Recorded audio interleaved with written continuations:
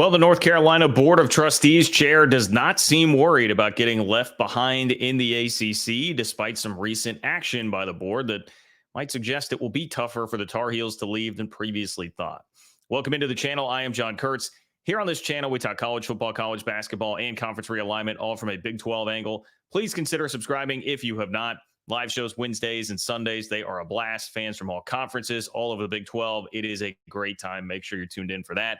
So if you're subscribed, you can do that. Also, if you'd like the video, I would much appreciate that. And leave me a comment. Let me know what you think. If you agree, disagree, if you're a Tar Heel fan, how are you feeling right now about your odds of leaving the ACC? Leave me a comment in the comment section. All of that stuff really helps. And you can support the channel on Venmo at John-Kurtz-4. Okay. If you paid attention to the channel last week, we had a video, and it was an update about a situation brewing within the North Carolina system that many believe would be tied to keeping North Carolina and North Carolina State potentially together, not allowing the Tar Heels to leave without the Wolfpack.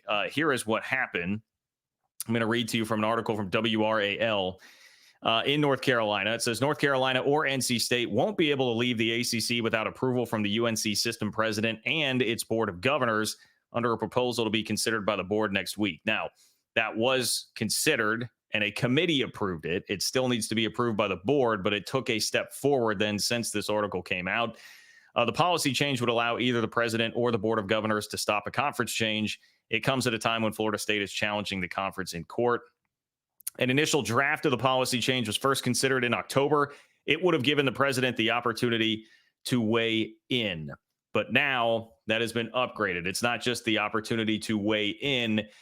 You have to present financials to everybody to be able to do this, and they could vote to stop it. The president or the board could vote to stop this. So theoretically, that makes it more complicated for North Carolina to leave the conference if they were going to. And North Carolina is certainly the most coveted prize, not named Notre Dame, out there on the realignment board when you're talking about the Big Ten and the SEC, because it could be a contiguous state for the SEC. It's a huge state, huge population base that is not currently in the conference. And then obviously for the Big Ten as well, they also will like the academics of North Carolina, major basketball brand, tons to like about what North Carolina has to offer. But here is a new story, and it comes from Inside Carolina. This is about the reaction from the UNC Board of Trustees chair, John Prayer. So the article starts, well, the Board of Governors' recent actions suggest system president Peter Hans and the board want their presence felt in any potential conference realignment conversation that may lie ahead. The new policy will not change much on North Carolina's end, according to North Carolina Board of Trustees chair John Prayer. So again, remember back to what we talked about in that video. It is kind of believed that North Carolina State would have a lot of influence on this board, and this is potentially why some of this is happening. If you want more insight on that, definitely check out Greg Pflugar's channel, Peek Around the Corner. He's done a tremendous job chronicling all of that and is certainly sourced up all across the board in conference realignment matters. So keep that in mind. It seems like there's some resistance from the board to try and get in here and prevent something from happening. Meanwhile, North Carolina says, we're not really concerned about that. We don't think this changes much for us at all. They're trying to downplay the significance of this. So here is the quote from UNC Board of Trustees chair John Prayer. Quote, I think that the directive from the Board of Governors makes very clear that they want to see the compelling financial reasons for any potential change in conference. And that was what they codified in Wednesday's vote. I think the reality has been that everyone is well aware that the Board of Governors was going to have final approval if and when anything should ever change on conference affiliation. I don't think it's an unexpected change that necessarily affects any sort of outcome. So he's basically saying, look, we knew we would have to take something to them anyway. We knew that they would want some level of oversight anyway. Whatever. There's new language here that specifies more what we will have to do in the event that we wanted to leave. That's fine. We were going to be okay anyway. What I can't tell you, because I'm not boots on the ground in North Carolina, I'm not in the legislature, I don't know how stringent this actually is, how big of an impediment it actually is for North Carolina. Certainly seems fair to say it makes it a little bit more complicated, but I can also understand if you're UNC, you're going to want to come out and say, hey, look, we're fine. It doesn't matter. Project some confidence. And it's not a total stopgap here. I would definitely want to push that message if I were North Carolina, so it makes sense. There are a couple other quotes I was going to read to you from Prayer. He says, quote, I think that anyone who grew up in North Carolina or a fan of Carolina from neighboring states and grew up in the ACC has fond memories of the Jefferson Pilot TV ad, Sail with the Pilot, and a feeling of nostalgia to the Atlantic Coast Conference. But the reality is that that athletics nationally has changed dramatically since the ACC was put together at Sedgefield Country Club in Greensboro. And as a result, it is incumbent upon the leadership of the university and the chancellor, as well as our board, to do what is in the best interest of Carolina. The Board of Governors just recently made clear that the economic considerations should be paramount in that. I think that we all need to just realize it's a new day in college athletics than what we created with the ACC. That's a fairly telling quote. I mean, it's not shocking in any way, and it is all grounded completely in reality. It's a totally different day. We've seen tradition get thrown by the wayside everywhere. Just ask the Pac-12, a conference that has already imploded, that had 100+ years of history.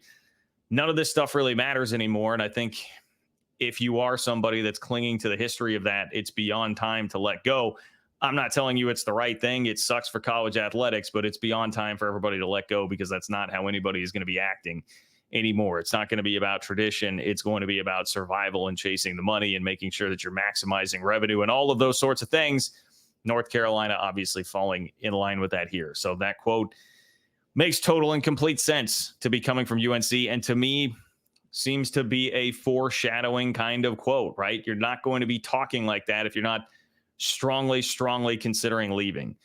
But it's no surprise to anybody that's been following this saga to see that North Carolina would be talking like that. They were a part of the Magnificent Seven, the group that went out there to parse through as much as they possibly could with all the attorneys in the world, that grant of rights, to try and find a way out of the ACC. And if that wasn't something that was foretelling enough of where North Carolina may be going, I will submit this last quote from Prayer from the Inside Carolina article. Quote, I think we all have an obligation to assess the financial realities and make the best decision based on those realities. That is what the Board of Governors outlined on Wednesday. And if the current financial model of the ACC doesn't improve, then it would cause real concern about how Carolina could continue to maintain its excellence in athletics. I think the key part here is the beginning. I think we all have an obligation to assess the financial realities and make the best decision based on those realities. I mean, he's already talking about making a decision. And theoretically here, the decision is to leave the conference, right? I mean, what other decision would you possibly be talking about? Leaving the ACC or not leaving the ACC? As for the realities of how that happens, Florida State seemingly is laying a lot of the groundwork for that. And make sure you're locked into the channel for more updates on that. And Florida State's legal case starting to take form. We're seeing more and more what they're trying to do here and attacking former ACC Commissioner John Swofford. It is pretty fascinating what they are trying to do right now. But Carolina is already outlining it, basically saying, like, yeah, we're going to have a decision to make whether or not to leave the conference. And they want to make sure that Carolina continues to maintain its excellence in athletics, which would seemingly be much easier with more money and more prestige in the ACC or the Big Ten. So Carolina is shrugging it off right now. We'll see if that is the reality of the situation, or if they should be a little bit more worried privately, perhaps, than they are positioning themselves publicly right now about what is happening within the board. Make sure you're subscribed. I'll continue with updates on this with Florida State, everything going on realignment wise. Make sure you're subscribed to the channel. Click the bell so you get alerts when I'm going live Wednesdays and Sundays.